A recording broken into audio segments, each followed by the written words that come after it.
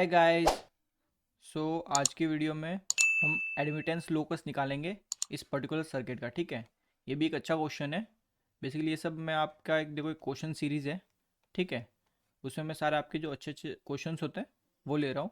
फिर आपके पास भी कोई क्वेश्चन हो, ठीक है, जिसमें आपको डाउट हो या फिर आपको लगता है कि ये क्वेश्चन बहुत अच्छा है मतलब उसमें, ठीक है, तो आप मुझे मेरी मेल आईडी पर मेल कर सकते हो। ठीक है वो क्वेश्चन। तो चलिए ये वाला क्वेश्चन करते हैं। तो देखो आपको सिंपल ये सर्किट दे दिया, ठीक है, पैरेलल सर्किट है, और बोल दिया कि इसका एडमिटेंस लोकस निकालियो। ठीक है, तो पहले तो आपको पता है कि एडमिटेंस क्या होता है, y equal to G plus J B. ठीक है, जी आपका होता है कंडक्टेंस, इसलिए आपका एक रियल पार्ट है। बी आपका होता है ससेप्टेंस यानी इमेजनरी पार्ट। सो अब देखो आप अगर इसका इक्विवेलेंट निकालते हो, यानी ये एक ब्रांच है, यानी ये एक ब्रांच है, क्लियर है। इसका अगर वाई इक्विवेलेंट निकालोगे आप, वाई इक्विवेलेंट, तो क्या निकलेगा, simple y1 plus y2।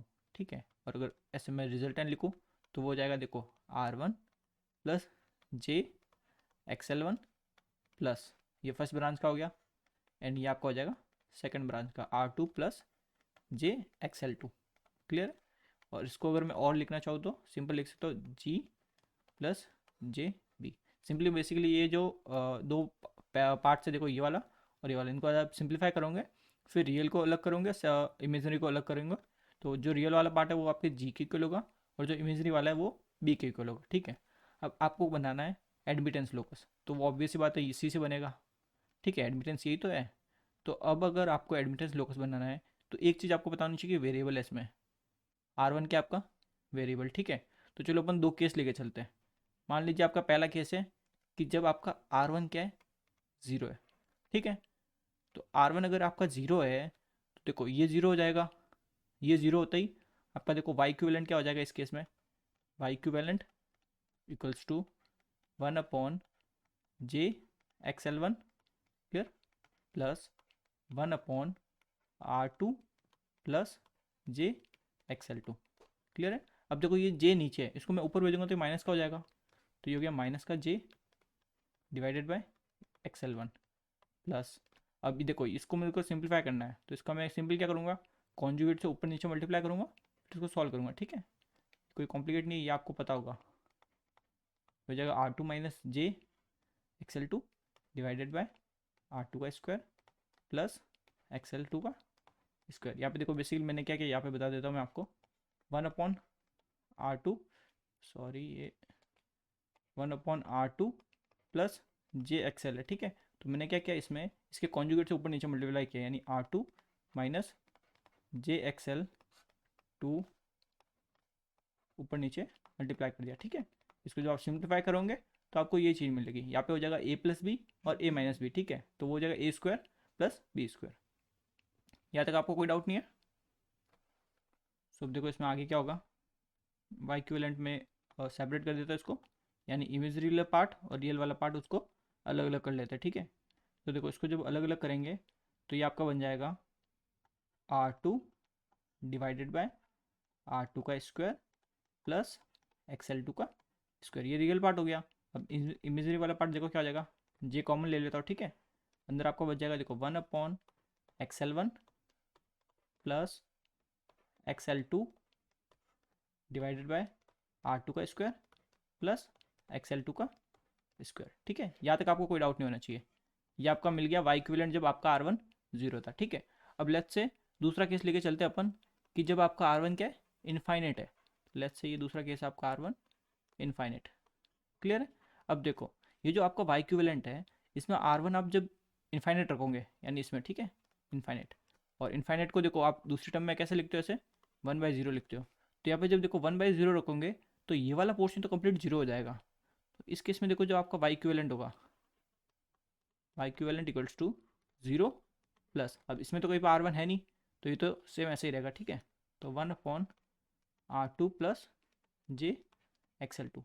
But इस केस में देखो इसको थोड़ा सिंप्लीफाई करना है आपको, तो सिंप्लीफाई के लिए क्या करोगे, कॉन्जुगेट से ऊपर नीचे मल्टीप्लाई कर सकते हो। तो देखो वाई इक्विवेलेंट यहाँ पे हो जाएगा R2 minus j XL two divided by R का आर 2 का स्क्वायर, ठीक है, प्लस XL2 का स्क्वायर, ठीक है। अब इसको अगर मैं रियल वाला पार्ट और इमेजिनरी वाले पार्ट को अलग करता हूँ तो देखो ये क्या बन जाएगा, R2 स्क्वायर प्लस XL2 का स्क्वायर, ठीक है, minus JXL2 divided by R2 का स्क्वायर प्लस यहाँ पे ये हो जाएगा XL2 का स्क्वायर, ठीक है। तो देखो मैंने रियल वाले पार्ट को और इमेजिनरी वाले पार्ट को अलग कर दिया, तो ये दोनों चीज़ आपको मिल गई। अब देखो यहाँ पे एक एक मतलब नोट लिख के मैं आपको लिखवा देता हूँ, देखो, ठीक है, नोट। अब देखो जब आपने R1 0 रखा तो आपको देखो जी की वैल्यू क्या मिली, बिकॉज ऑब्वियस सी बात है, मैंने बताया रियल पार्ट जी होगा और इमेजिनरी वाला पार्ट आपका बी होगा। तो देखो जी आपको ये मिला जब आपका R1 0 था, और R1 जब इनफाइनाइट था तब भी आपको जी क्या मिला, सेम यही मिला है। क्लियर है। तो देखो यहाँ से आपको एक चीज़ पता चली कि जी क्या है, सेम है, ठीक है, कंडक्टेंस आपको सेम मिला है, ये एक पॉइंट हो गया। अब देखो दूसरा पॉइंट देखिए, ये क्या है, ससेप्टेंस, बी यानी ससेप्टेंस होता है। तो देखो जब R1 0 था तब आपको ससेप्टेंस ये मिला, R1 इनफाइनाइट था तब आपको ससेप्टेंस ये मिला, ठीक है। अब आप दोनों में देख के बता सकते हो कि ये वाला जो पार्ट है, यानी जब R1 0 था तब वाला जो पार्ट है, तब आपको ससेप्टेंस ज़्यादा मिला है कंपेयर टू जब R1 इनफाइनाइट था। तो यहाँ से आपको पता चला कि आपको जो ससेप्टेंस है जब आपका R1 है 0, ठीक है, इसकी वैल्यू ज़्यादा है वो वाले ससेप्टेंस से जब आपको R1 इनफाइनाइट रखने पर मिला है, ठीक है। दोनों चीज़ समझ गए। अब इन दोनों से देखो इसका कर्व कैसे बनेगा, यानी जो एडमिटेंस लोकस है वो कैसे बनेगा वो समझो। तो लेट्स से ये आपकी है इमेजनरी क्वांटिटी, यानी इमेजनरी वाली एक्सिस है, ठीक है, ये आपकी हो गई रियल वाली एक्सिस। तो रियल मतलब क्या हो गया, जी, इमेजनरी मतलब हो गया बी। अब कुछ लोग सोच रहे होंगे कि मैंने ये जो लाइन है यानी जो इमेजनरी वाली है ये नीचे ही ड्रॉ क्यों की, ऊपर ड्रॉ क्यों नहीं की, ये कुछ लोग सोच रहे होंगे।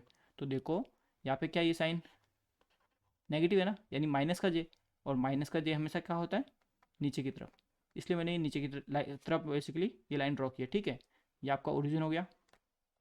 अब लेट्स से ये वाली जो जी की वैल्यू है, दोनों केस में सेम है ना जी की वैल्यू, इनफाइनाइट और जीरो पे, तो मान लेते हैं वो जी की वैल्यू आपको इस पर्टिकुलर पॉइंट पे मिली है, ठीक है। तो ये क्या आपका जी, यानी ये वाली वैल्यू है, ठीक है, ये आपकी हो गई R2 डिवाइडेड बाय R2 का स्क्वायर प्लस XL2 का स्क्वायर, ठीक है, ये यहाँ पे इस जी पर्टिकुलर पॉइंट पे। अब देखो इससे सिंपल एक लाइन ड्रॉ करो ऐसे, ये आपने एक लाइन ड्रॉ कर दी, ठीक है। अब देखो जब R1 0 है, ठीक है, और एक R1 इनफाइनाइट, दोनों केस का अपने को ड्रॉ करना है इसमें। तो लेट्स से पहले हम ड्रॉ करते हैं जब R1 इनफाइनाइट है, सॉरी R1 0 है, ठीक है।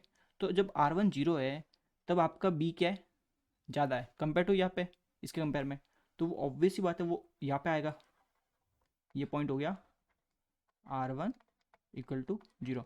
अब देखो यहाँ पे कुछ लोगों को ये भी डाउट होगा कि मैंने इस लाइन पे ही ये वाला पॉइंट ड्रॉ क्यों किया। अब वो तो आप देख के बता सकते हो कि ये क्या है, वाई इक्विवेलेंट एक तरह से कैसे बन सकते हो, ये देखो, ये एक ऐसे बोल सकते हो वाई, जैसे सिंपल रखो वाई इक्वल टू, ठीक है, वाई इक्विवेलेंट, ठीक है, वाई इक्वल टू क्या है, एक्स प्लस जे वाई।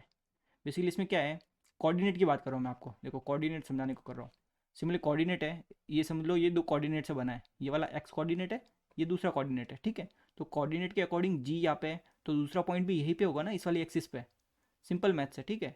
अब देखो ये R1 बन गया, ठीक है, तो यहाँ पे देख सकते हो जब R1 की बात है, यानी यहाँ तक ये वाला बी क्या आ गया, ये बी है आपका R1 इक्वल टू 0 पे, ज़्यादा इसलिए देखो मैंने बड़ा बताया आपको, ठीक है।